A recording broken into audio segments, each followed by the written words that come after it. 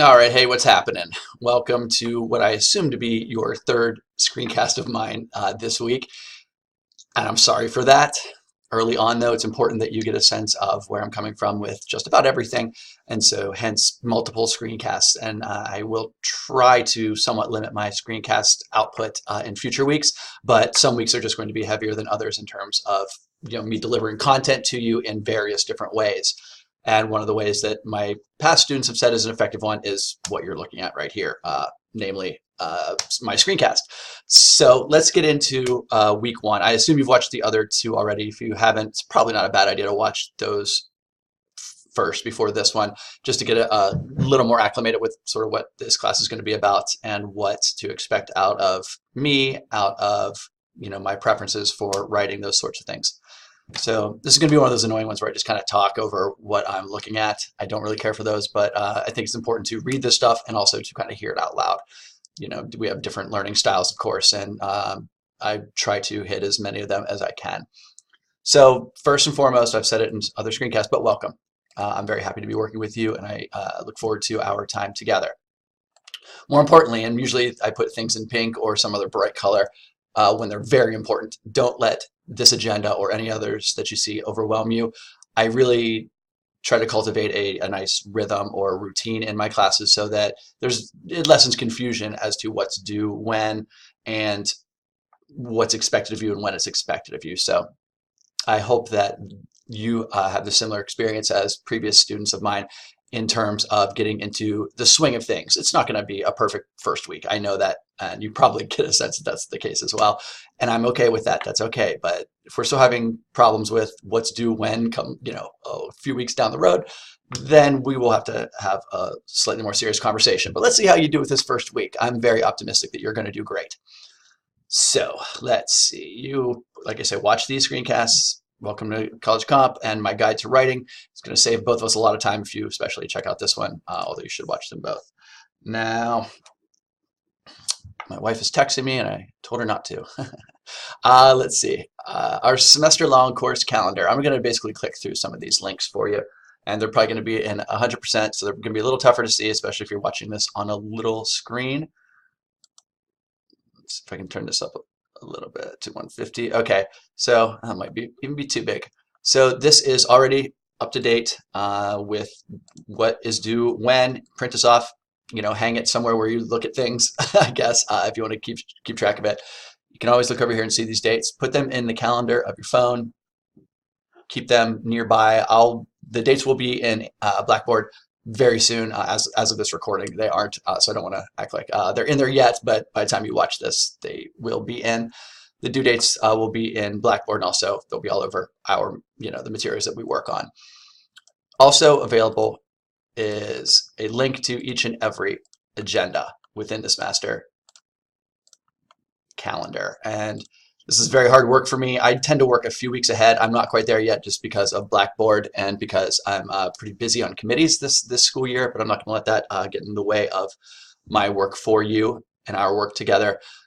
Generally speaking, you can look a few weeks ahead and get a pretty good hunch for, a good sense of what is going to be due, although I reserve the right until I make the agenda official by sending it out to you, by sharing it to you through an announcement in Blackboard, typically.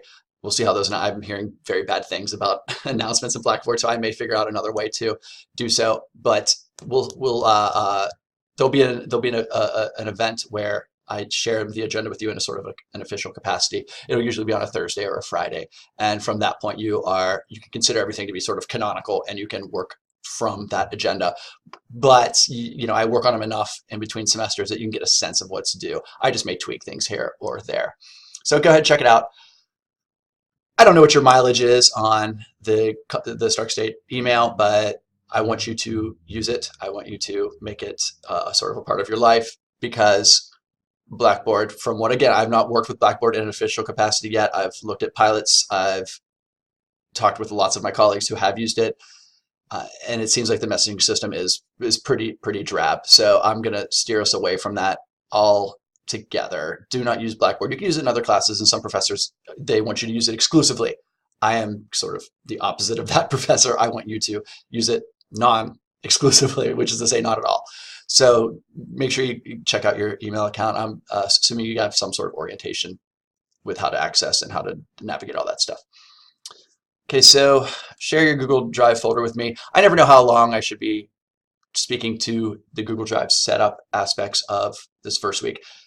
Most students kind of do it, snap it off, share it with me, and don't ever give it another thought. Some students, we're going to be talking about your Google Drive folder, oh goodness, the whole semester maybe. I hope it's not that long. Get familiar with Google Drive and how to, one word now, get familiar with Google Drive and get good at it if you're not already. My expectation is that most of you are going to be better than me at it. Most importantly, though, is do not use your high school's Gmail account. If you have one, do not use it for this class.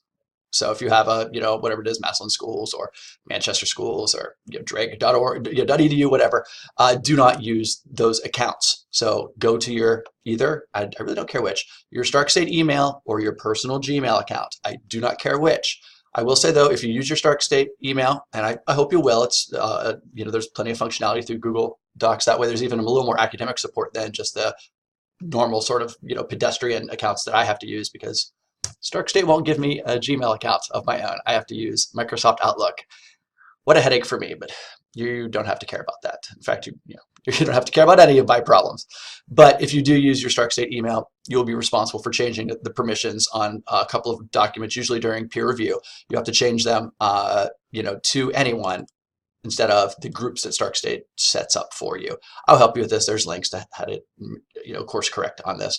I will say though that by the time we get to peer review, where you look at someone else's work and they look at yours, it's a time sensitive situation, and so you don't want to be bad at this at a critical moment, because if your peer review partner can't get to your document, I'm just going to tell them to move on to another one. Let's see. Properly sharing your work, and especially others' access to your work, is expected. I don't want a whole lot of drama like, hey, you didn't share this correctly and I can't see it, or worse yet, I can't comment on it. I hope these aren't problems that I see. At the same time, just email me. Let's make this bold. Email me with any questions. I am definitely not a hand-holding type of professor. If you aren't working hard, it's not my job to sort of give you a rah-rah, end of Rudy type of speech. But I'm more than happy to help you when it's prudent, and certainly early on. There's no such thing as a bad question during the first few weeks of our time together, especially if you're new to online classes, especially if you're new to college classes. I am 200% sympathetic to struggles that can happen early on here. But if we are towards the end of September, God forbid, October, and you're still having Google Drive questions, then I'm not going to feel like the onus is on me to improve. The onus is going to be on this person right there. All right. So it's pretty simple instructions. I'm not going to go over these. When did setup turn into one word? I missed that. Okay, so you create a folder, you make it, for my organizational abilities, the smoothness of my workflow, make it your last name, comma, and your first name, or whatever you want me to call you. And then you share it with, this is important, my Gmail address. Okay, important. I have to create a personal Gmail that we all do here at Stark, that you have to share it with. Okay, simple enough. If you have questions though, send me an email. Okay, well, where'd I go here? Okay, sorry for the motion sickness. All right, let's talk about Essay 1. First week, and you're turning in an essay to me. We are required, it is baked into our syllabus, that every college comp class here at Stark has to include a timed essay component. And so I would be doing this without that component. I would be asking you all these questions, but I'm just sort of turning it into the Essay 1 assignment. So it's worth 10% of your final grade, and I want to give you a grade that is reflective of how much time we've spent together, let's say. So don't give me a reason not to. So let's see, I'm not going to grade you on your word choice or your comma usage. I want to see where you are. So please write up to your abilities. Write this essay as best as you can, but I don't want you, I don't want you gripping the whole time, worrying about, well, I need to use a better word here.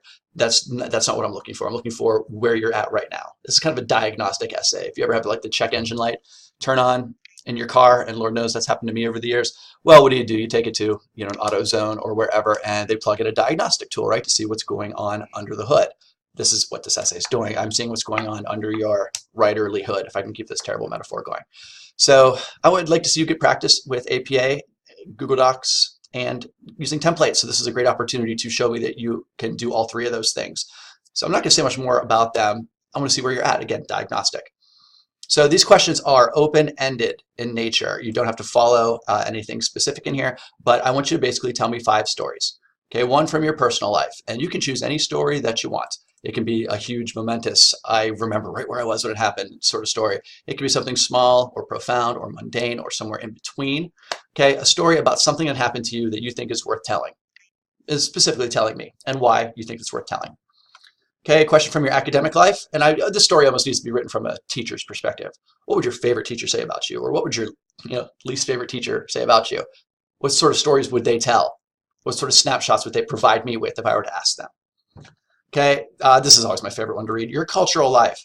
So tell me about you in the world. Put yourself out in culture, out in society. Tell me about you in the world. What does that look like? Now, the world can be just like mine was just now, right? Our phones, my wife texted me. It can be through your digital life that's still interacting in the world, isn't it? That's how some of us interact all the time, right? So tell me just a story about you out in the world. What would it look like? It can be sort of third person if you want to be sort of creative with it. It doesn't have to be. And then maybe a story, definitely actually a story from your technological life, and especially again in terms of that daily. So what's it look like? Are you just always plugged in? Are you on a laptop all day? Do you have 2 tablets and a phone and I don't know what else, a GPS and a webcam? Like what sort of technology situation do you have? That's going to help me think about how to shape assignments in some ways, and it'll also give me an idea of how I can best serve you as a professor. Okay, and then 4th one's sort of optional. The rest of your story. Anything else that you want me to know? So if you have other commitments or if you have family life stuff that no one else is going to read, I'm the only person that's going to read this essay. If I'm better off knowing something today, right at the beginning of our time together, if I'm better off knowing it now than I am later on, well, then I'd rather know that stuff now. So squeeze that in at the end. So you're supposed to take 60 minutes on this. You have 1 hour to complete this assignment. You can read it whenever you want. Just try to sit down and write it in an hour. Hopefully you can tell how much I care about that requirement. Okay. You will post it, and this will be good practice for Google Drive as well. You will post your essay to this spreadsheet. I like a nice smooth workflow. I'm the only one that's going to grade these. I should be the only one that can see your essay, but you're going to post the link in here so that I can just go up and down, sort of down the list. I can grade them as soon as they come in. As soon as you post to the spreadsheet, that means I'm ready to be graded. All right, and I'm really anxious to see these as well. So put your name here. I do want to learn your school affiliation as well, so I kind of can get a sense of who's working nearby whom. So you'll get the hang of this. You'll put your first and last name here, your school name, and then you'll put the link here. You want to make sure that you limit access to me. Okay, that's up here. I know you can only see a little bit of it, but you click on that share button. You can click on that. You can click on anyone with link view. You can get the shareable link. This is what you want to do here. Is only specific people can access. Okay, and then you enter in the people's names, and then you put the link, and then you get the shareable link. All right. Oops, I didn't mean to click on. We'll get the hang of it. You can tell that I'm not completely getting the hang of it just yet. So anyway, Google's always changing things, and so I wish I could just give you a list of ways to do that. But again, my last few years teaching online, my impressions are that you all are much smarter than me when it comes to all matters Google. So let's see how that post in the spreadsheet goes. That's generally how we're going to post our final drafts of essays are to spreadsheets.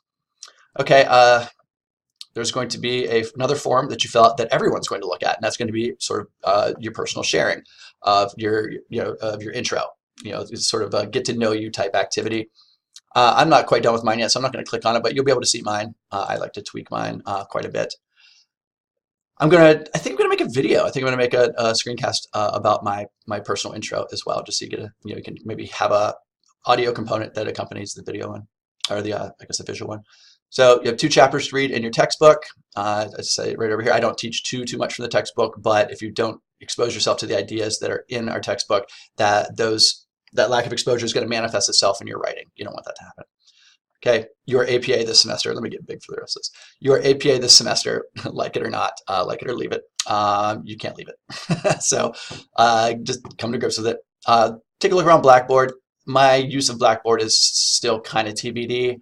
I want to play around with it a little more. They're still doing updates and patches and stuff, so I can't play with it as much as I would like to at this point, which is, as I'm sure you can imagine, frustrating. We have a help desk for any tech issues. I'll be telling you about the Writing Center next week. And then, as always, like I said, you can read SA2's assignment. I think that's a really good idea. You can also just take a sneak peek at week number 2. So email me your questions. Thanks.